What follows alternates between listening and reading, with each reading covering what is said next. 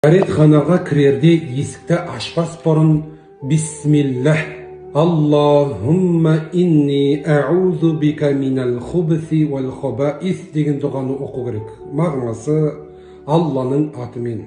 Аллахым, еркек және ұрғашы жындарға қарсы өзіңнен пана тілеймін деген мағынасы.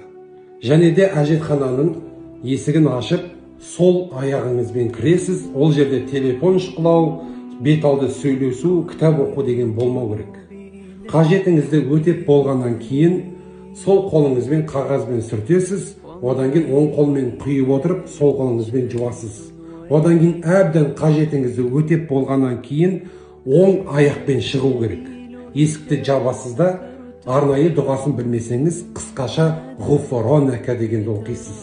Мағынасы кешіре гөр деген сөз. Осы видеоны көріп отырсаңыздар, жақындарыңызбен бөлісуді ұмытпаңыздар.